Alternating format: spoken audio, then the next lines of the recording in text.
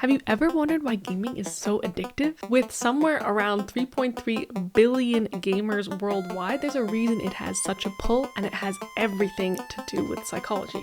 But what happens if we take those same addictive principles and apply it to our fitness habits? And as someone who studied this bridge between psychology and gaming and exercise, these techniques are super powerful, and I use them daily and have seen huge improvements in my own habits as well as my clients. So today I'm going to break it all down for you. I'm going to explain exactly what gamification is and how to incorporate it into your daily routine to help your fitness habits or other healthy habits grow and become sustainable and fun.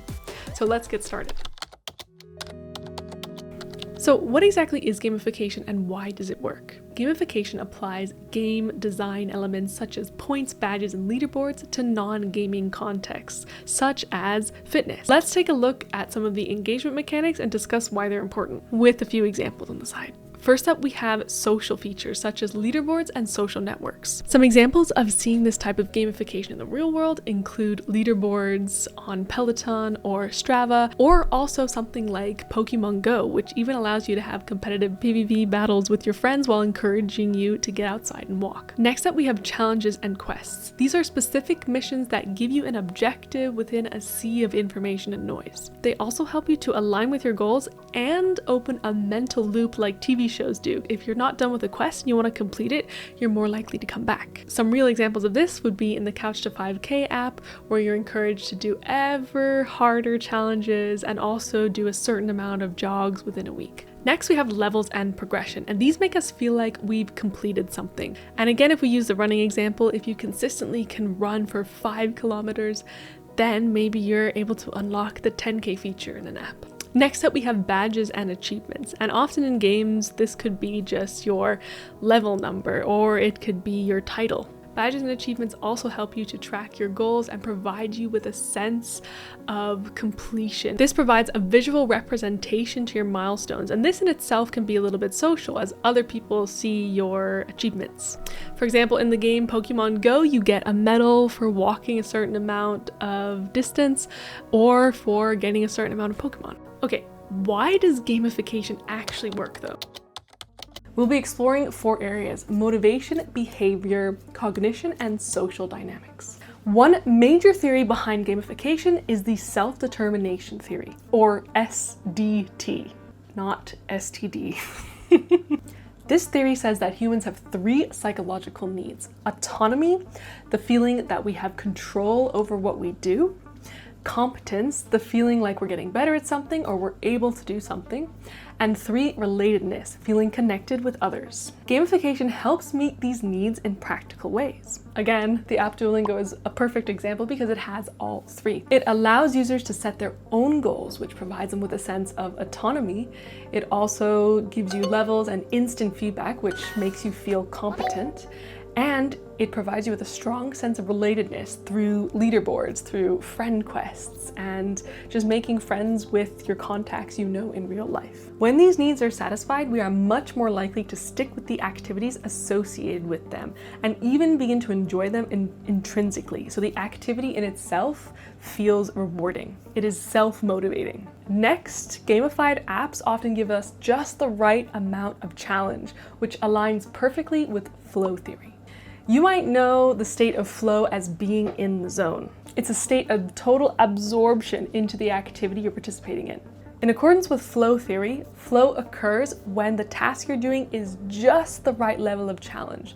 So it's not too easy that we get bored, and it's not too difficult that we lose interest or start to become stressed. Good gamification is designed to maintain flow by gradually increasing difficulty as you get better. This is clearly seen in leveling areas in video games. Next, we have expectancy theory. This has everything to do with rewarding effort. According to this theory, our motivation depends on 3 things: expectancy, believing our effort will lead to success; 2, instrumentality, believing our success leads to a reward, and 3, valence, how valuable the reward is to us. Gamification, again, clearly shows users their progress, making it feel attainable, which is expectancy. Next, it includes things like points, rewards, badges, leaderboards, and these all make it clear that effort leads to recognition, which ties into instrumentality.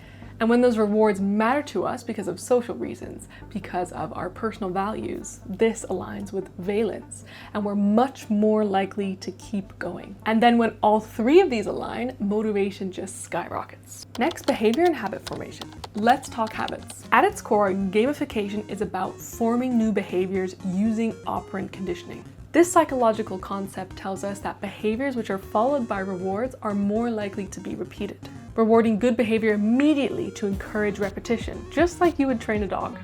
Gamification also uses streaks, and again, Duolingo is the perfect example of this. Duolingo leverages our fear with breaking a streak because we're afraid of losing the time invested, aka the sunken cost fallacy. This combination helps turn one-time actions into sustainable habits. Next, and I love this one, it's so useful, reducing cognitive load, making tasks easier to manage.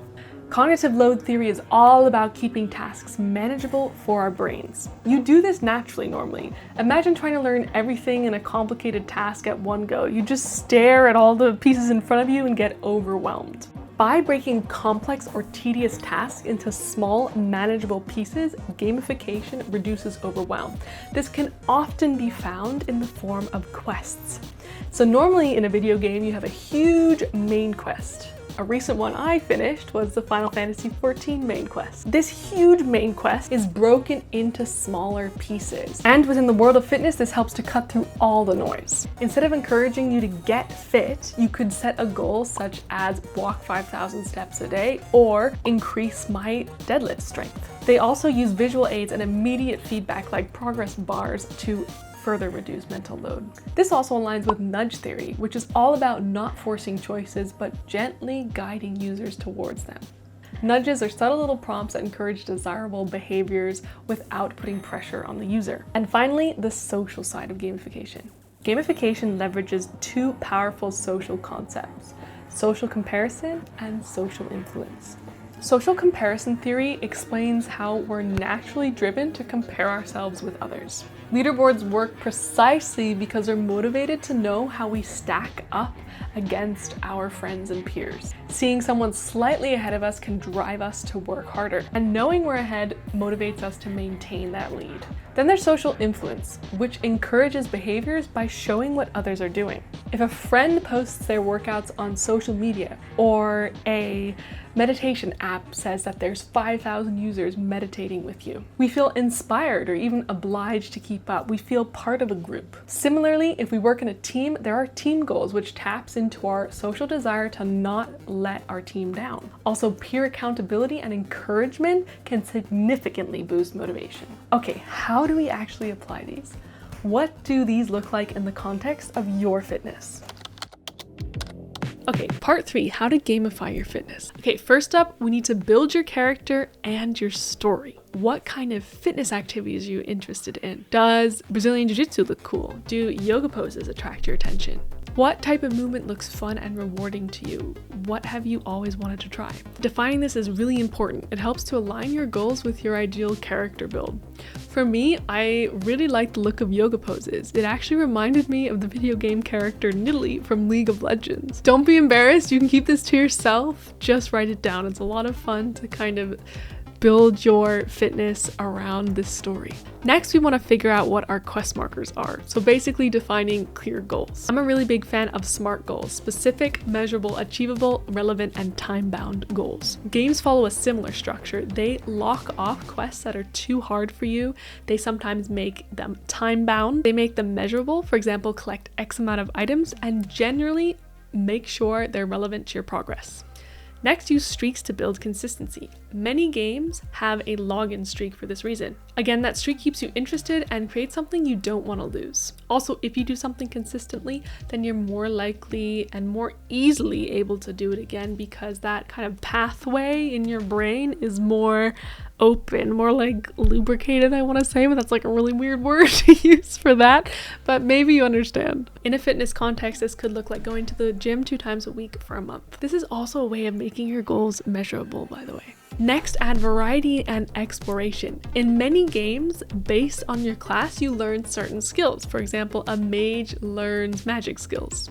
In fitness, this could mean building strength or endurance or flexibility in varying ways.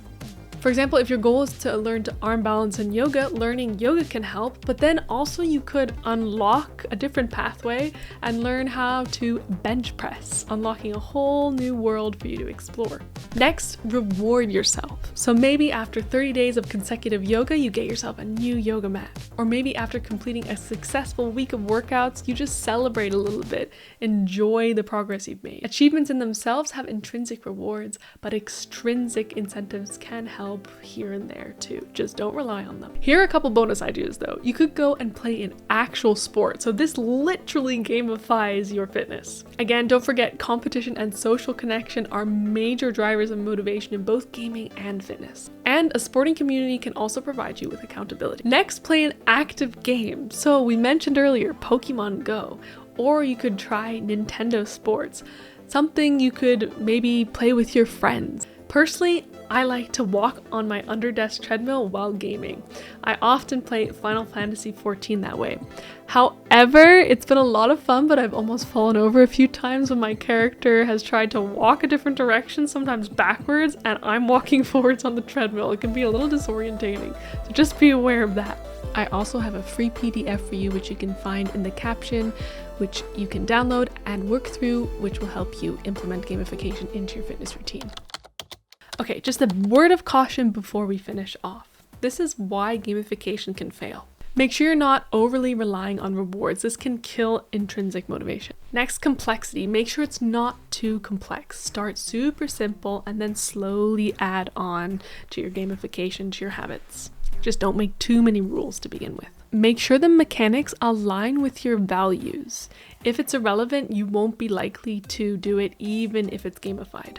Gamification should align with your personal goals. It shouldn't be a standalone focus. Don't get obsessed with every little detail and leave room for error. If you tend to get fixated on stuff like this, then maybe skip some of the techniques and only take the ones that work for you. And don't get obsessed with streaks. Okay, and here's a little extra quest for you.